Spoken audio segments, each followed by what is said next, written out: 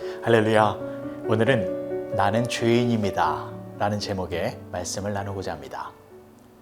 기록된 바 의인은 없나니 하나도 없으며 깨닫는 자도 없고 하나님을 찾는 자도 없고 다 치우쳐 함께 무익하게 되고 선을 행하는 자는 없나니 하나도 없도다. 로마서 3장 10절에서 12절까지의 말씀. 오늘 본문의 말씀은 우리들에게 다소 듣기 거북한 사실을 알려주고 있습니다. 그 거북한 사실이 무엇이냐면 우리는 죄인이다 라는 것입니다. 깨닫지도 못하고 하나님을 찾지도 않고 선을 행하지도 않는 쓸모없는 사람이다 라는 것입니다. 심지어 죄로 인하여 몸과 마음과 영혼이 더러워졌기 때문에 구원을 받을 수 없는 심각한 상태에 빠졌다라는 것입니다. 그러면 성경은 왜 이렇게 거북한 내용을 말하고 있는 것일까요? 그 이유는 첫 번째, 우리가 죄인이다 라는 것이 사실이기 때문입니다. 성경은 거짓말을 하지 않습니다. 성경이 우리를 죄인이다 라고 말하는 이유는 정말로 우리가 죄인이기 때문입니다. 우리 자신의 모습을 돌아보십시오. 태어나서 한 번도 거짓말을 하지 않은 사람 없습니다. 누구를 미워하고 험담해 보지 않은 사람 한 사람도 없습니다. 누구에게나 죄악된 모습이 나타나고 있습니다. 그래서 세상에는 두 종류의 사람이 있습니다. 죄인과 의인이 아니라 모두가 죄인이기 때문에 자기가 죄인인 줄 아는 죄인과 또 그것을 모르는 죄인, 그렇게 나누어지는 것입니다. 그런데 이 세상에는 자기가 죄인인 줄을 모르는 죄인들이 너무나도 많이 있습니다. 왜냐하면 죄의 특징이 마음의 눈을 어둡게 하는 것이기 때문입니다. 죄는 마음의 시력을 떨어뜨립니다. 그래서 내가 얼마나 추악한 죄인인지 그 실상을 정확하게 보지 못하게 합니다. 감옥에 가면 그 감옥 안에 있는 사람들 대부분은 억울함을 토로한다고 합니다. 자신은 죄인이 아닌데 억울하게 이곳에 왔다라는 것입니다. 나는 죄가 없어요. 단지 친구를 잘못 만났기 때문에 여기 들어왔을 뿐입니다. 라고 하면서 억울해하는 사람. 나는 잘못이 없습니다. 상대방이 나를 화나게 해서 그래서 내가 복수를 한 것뿐입니다. 아니, 나보다 더 큰 죄를 저지르는 사람들이 많이 있는데 왜 나만 감옥에 와야 합니까? 라고 하며 억울해하는 사람이 많다라는 것입니다. 그래서 감옥에는 죄인은 없고 억울한 사람들만 가득하다라는 말이 생긴 것입니다. 죄의 특징은 억울함입니다. 정말로 억울해서 억울한 것이 아니라 자신의 죄를 보지 못해서 억울함이 나오는 것입니다. 그래서 누군가는 정확하게 가르쳐 주어야 합니다. 정확히 가르쳐 주지 않으면 자신이 죄인인지를 모르기 때문입니다. 그래서 성경이 우리들에게 가르쳐 주고 있는 것입니다. 우리는 모두 죄인입니다.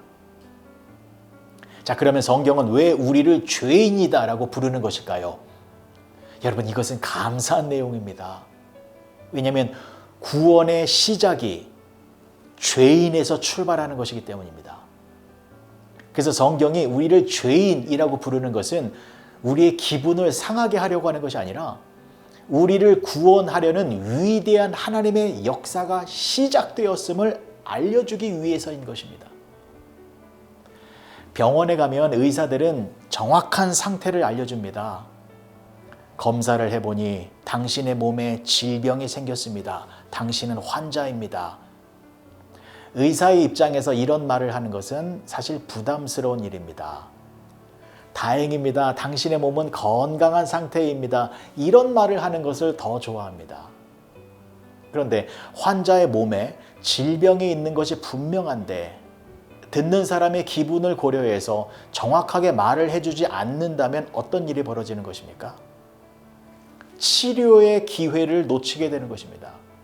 다시 회복할 수 있는 기회를 잃어버리게 되는 것입니다. 그래서 의사들은 듣기 좋은 소리가 아니라 그 사람의 정확한 상태를 말해주는 것입니다. 그것이 치료의 시작이기 때문입니다. 하나님도 마찬가지입니다. 우리가 죄인이다라는 사실을 통보하는 하나님의 마음도 무거우실 것입니다. 하지만 하나님은 언제나 우리가 죄인이다라는 정확한 상태를 알려주십니다. 왜냐하면 우리가 죄인이다라는 것에서부터 영혼의 치료와 구원이 시작되기 때문입니다. 그런데 가끔 이런 사람들도 있습니다. 의사의 진단에 동의를 하지 아니하고 치료를 거부하는 사람들입니다. 나에게 병이 있다고요? 그럴 리가 없습니다. 내가 얼마나 건강한데 내 몸은 내가 잘 압니다. 선생님의 생각이 틀렸습니다. 라고 하며 의사의 진단을 거부하고 또 부정하는 사람들이 있습니다. 그러면 의사는 어떻게 해야 할까요? 그 사람들의 말을 듣고 물러서야 할까요? 아닙니다. 좋은 의사라면 그 사람에게 엑스레이를 보여주고 MRI 사진을 보여주면서 당신의 몸에 어떠한 질병이 생겼는지를 분명하게 알려주어야 하는 것입니다. 성경도 마찬가지입니다. 자신이 죄인이다라는 것을 부인하는 사람들에게 성경은 분명하게 말해주고 있는 것입니다. 아닙니다. 당신도 죄에 감염된 생명이 위독한 죄인인 것입니다. 그러나 여전히 자신의 죄인됨을 부인하는 사람들이 많이 있습니다. 유대인들은 자신들은 율법을 잘 지키고 있기 때문에 죄인이 아니다라고 말을 하고 있습니다. 또 도덕적으로 윤리적으로 착하게 살아가고 있는 사람들은 내가 이렇게 선하게 살고 있는데 내가 왜 죄인입니까? 라고 하며 자신의 죄인됨을 부인하는 사람들도 많이 있습니다. 그러나 성경은 단호하게 말하고 있습니다. 당신도 죄인입니다. 이것은 우리의 기분을 상하게 하기 위함이 아닙니다. 우리를 치료하고 회복시키고 구원하기 위하여 내린 사랑의 진단인 것입니다. 그래서 자신의 죄인됨을 고백하는 사람들이 지혜로운 사람인 것입니다. 죄가 없다라고 변명하는 사람보다 자신의 죄를 솔직하게 고백하는 사람이 깨끗한 사람이고 정직한 사람이고 지혜로운 사람입니다. 그리고 그러한 사람들에게 구원의 역사는 시작되는 것입니다. 마가복음 2장 17절의 말씀을 보시면 예수께서 들으시고 그들에게 이르시되 건강한 자에게는 의사가 쓸데없고 병든 자에게라야 쓸데있느니라. 나는 의인을 부르러 온 것이 아니요 죄인을 부르러 왔노라 하시니라. 예수님은 이 땅에 죄인을 부르러 오셨습니다. 근데 그 죄인은 어떤 죄인입니까? 예수님의 부르심에 응답하여 예수님께로 돌아오는 죄인들입니다. 그러니까 내가 죄인인 것을 몰라서 예수님께로 돌아오지 않는 그러한 죄인이 아니라 나는 추악하고 더러운 죄인인데 나의 이 모든 죄를 씻어주실 수 있는 분은 오직 예수님밖에 없다라는 것을 깨달아 예수님께로 돌아오는 그러한 죄인이 예수님이 부르시는 죄인인 것입니다. 사랑하는 성도 여러분, 오늘 하루 겸손하고 진지하게 여러분들의 상태를 고백해 보시기 바랍니다. 예수님, 저는 죄인입니다. 겉으로 보기에는 거룩하고 의롭게 보여도 여전히 내 안에는 더러운 것들이 가득하여 나의 생각이 더럽고 마음이 더럽고 입술이 더럽고 행동이 더럽습니다. 예수님의 십자가 보혈을 의지하며 나아가오니 저의 죄를 깨끗하게 씻어주시옵소서 라고 기도하며 나아갈 때에 예수님께서 여러분들을 흰 눈보다 더 희게 여러분들의 모든 것을 정결하게 하여 주셔서 구원의 은총과 감격이 넘치는 복된 삶으로 인도하여 주실 것입니다. 기도하시겠습니다. 좋으신 아버지 하나님, 은혜를 감사합니다. 구원의 시작은 죄를 고백하는 자리에서부터인 줄 믿습니다.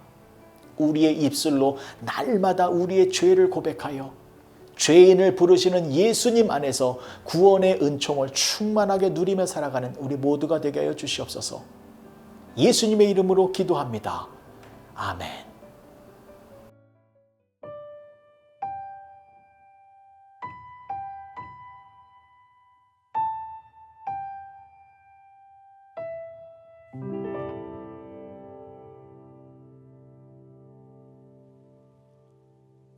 나 같은 죄인 살리신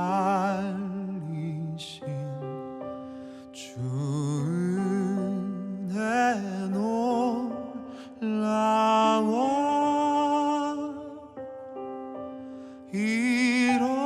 잃었던 생명 찾았고 광명을 얻었네.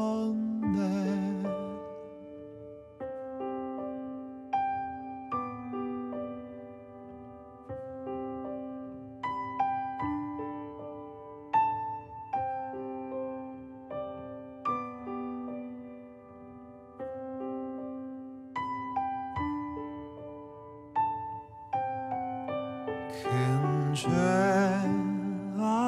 죄악에서 건지신 주 은혜 고마워.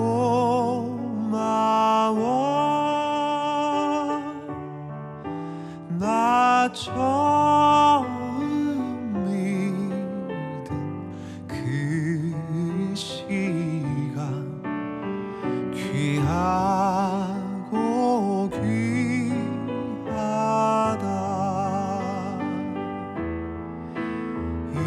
이제